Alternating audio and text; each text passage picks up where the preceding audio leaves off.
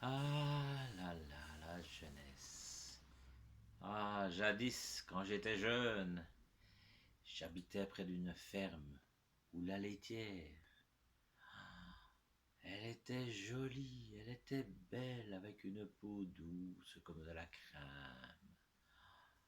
Oh, elle avait la peau satinée, elle avait un sourire magnifique et même quand elle faisait la traite des vaches, elle riait de plaisir et de joie.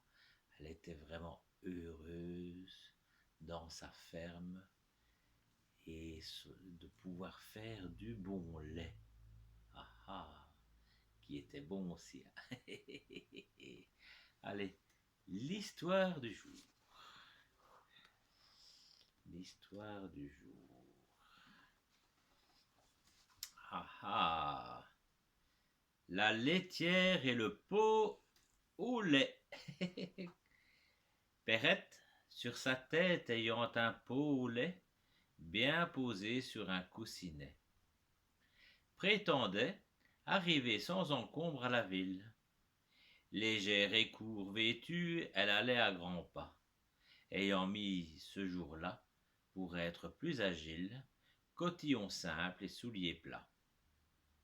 Notre laitière ainsi troussée comptait déjà dans sa pensée tout le prix de son lait, en employait l'argent, achetait un cent d'œufs, faisait triple couvée. La chose allait à bien par son soin diligent.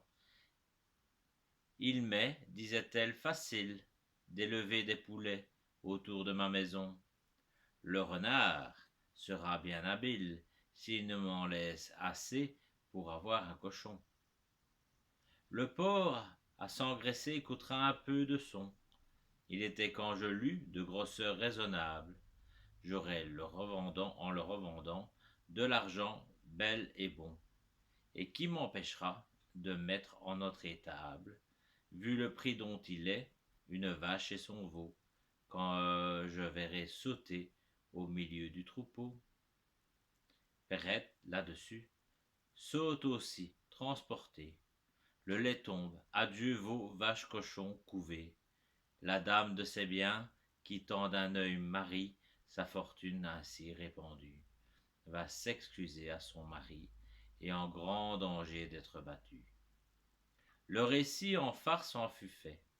On l'appela le pot au lait. Quel esprit ne bat à la campagne? Qui ne fait château en Espagne? Picrochole, Pyrrhus, la laitière, enfin tous, autant les sages que les fous. Chacun songe en veillant, il n'est rien de plus doux, une flatteuse erreur emporte alors nos âmes. Tout le bien du monde est à nous, tous les honneurs, toutes les femmes. Quand je suis seul, je fais au plus brave un défi. Je m'écarte, je vais détrôner le Sophie. On m'élit roi, mon peuple m'aime. Les diadèmes vont sur ma tête pleuvant. Quelques incidents fait-il que je rentre en moi-même. Je suis Gros-Jean comme devant. C'était une fable de Jean de La Fontaine, la laitière et le pot au lait. Voilà. Ah, ma laitière. Enfin, ainsi va la vie. Passez une belle fin de journée. À bientôt les amis.